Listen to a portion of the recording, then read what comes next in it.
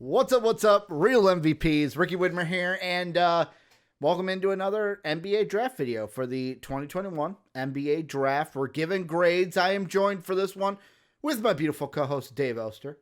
Hey everybody. Dave, how you doing? How you doing for this one? I'm feeling pretty good, man. I am feeling pretty good. Not as good as you, but I'm doing pretty good. I mean, it's a good day. We're doing the Bulls for this one. It's a good day for Chicago. We got great news all around. Roses right now. Get it? Roses, Dave, coming all around in Chicago. Dave and I are going to talk about the Bulls draft, give our grade. Remember, hit the sub button if you want to see all our other videos, plus everything we're going to be doing for like Summer League and free agency and all that for the NBA. But Dave, it came down to one pick. It's Ayo Dosunmu. He's the pick for the Bulls, 38. And here's the thing. There was a couple things. I'm actually going to pull up my Twitter because if you follow me and you hate Ayo Dosunmu, one, I don't know how you can hate Ayo Dosunmu. Number two, you've probably seen a ton of just crap about Ayo Dosunmu because I've just been tweeting it to no end. Yep. But there was a quote that Casey Johnson put out that was basically, so one of them, he goes, AK on Ayo. He had a great interview with us, did a lot of film work on him, believes he's a complete player, said he's going to come here with a chip on his shoulder. Also, there was a quote that basically AK couldn't believe that Ayo had fallen to 38 to the Bulls. Dave, we all know what I think. I'll get into what I think, but what do you think about this? Because you obviously do not have the Ayo Dosunmu bias like I do. Well, I do now. He's one of mine now. He's one of yeah. No, I mean, look, the Bulls could have gone a couple different ways at 38. Obviously, as a team, we needed someone who could play in our backcourt, someone who's complementary piece. And again, at 38, you're not taking a starting point guard, day one. That's not the expectation. So the thought was, Ayo has proven year over year in college. He's gotten better. He's added size to his game. He has added a shot most of the time. Good driver to the paint. He's played on ball and off ball now in college. So you add someone versatile with good wingspan, good size. Like, I'm all for this pick. And he seems like a good leader from that Illinois team from the clips I've seen, from having to listen to Ricky talk about Ayo Dosunmu for the past 3 years being a first-round talent. Probably would have been a first-round talent if he came out after his freshman year. Kind of wild that he fell to us at 38 after just getting better in college. Yeah. So I'm good with this. And I think that long-term fit with the team is fantastic. Obviously, we're still going to try to address the starting point guard this offseason. But guess what? Ayo is going to be on this team, and I'm so excited about watching him play with it's going to be good. I want to say that. The thing I will ask, and yet again, this gets away from the draft a little bit. Sure. You can't not, though. I have to do this for Soapy. Can you imagine if we get Lonzo Ball and Derrick Rose this week, Dave? If we get both. Rumors are Lonzo's going to be a Bull. Pelicans aren't going to match. I know Chainsaw in our Discord, join it down below, is like, what's the odds that the Pelicans match? And I'm like, no, don't speak that into existence. We're speaking. They're not going to match. They're not going to. Lonzo Ball. But the question I want to ask, this deals with Ayo. Let's say we get Lonzo Ball. Let's say we get Derrick Rose. With Kobe and Ayo then still on the team. Yep. Ideally, what is your starting five and how do you play these guys then? Because we would have what? Lonzo and Derrick would be our point guards. Kobe and Ayo would be our two guards. And then what? Is Zach our three? And Patty Will is at the four?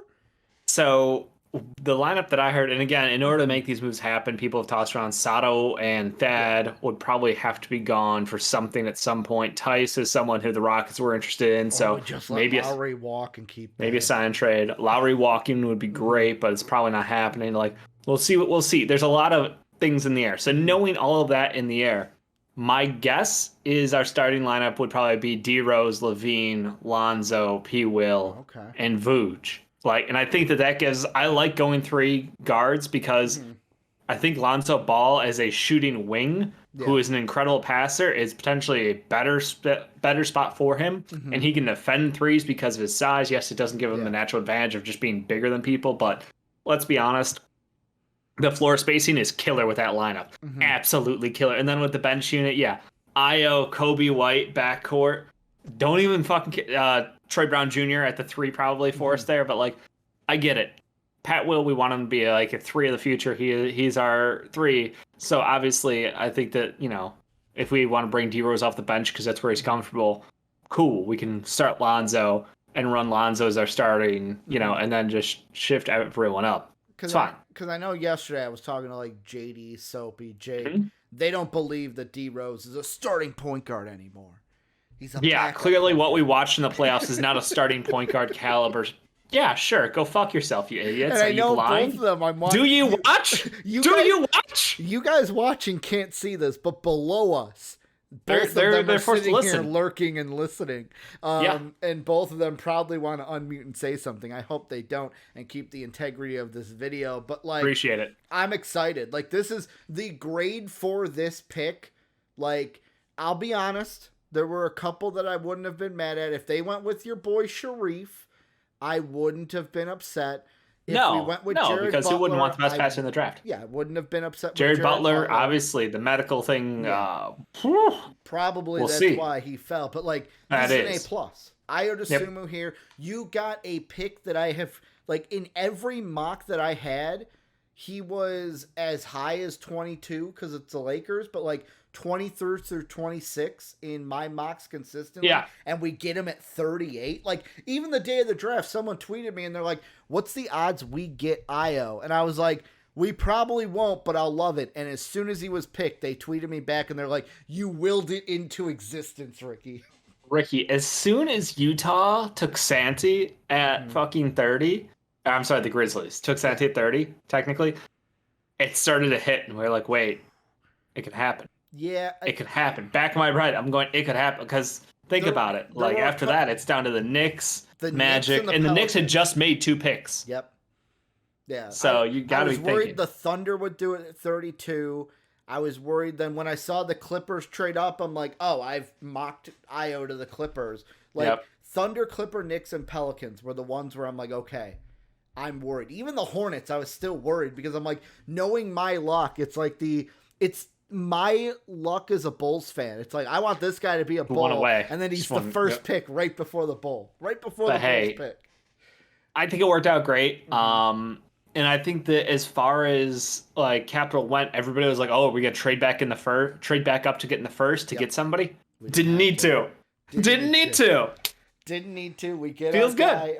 And the whole thing of him being the first player since Derrick Rose to be born in the city of Chicago and now drafted by his home team, and just everything I've heard from him, he wants to play for this. It was like the quote from him was that, I believe I'm a first-round talent. I'm going to show everyone I'm a first-round talent.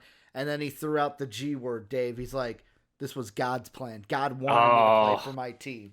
He wanted, basically, or if you want to say the universe wanted him to be a Bull. And I'm all for it. He was destined to be a Bull. I can't wait to get an 11 because I hope Javonte Green gives Ayo his number of 11.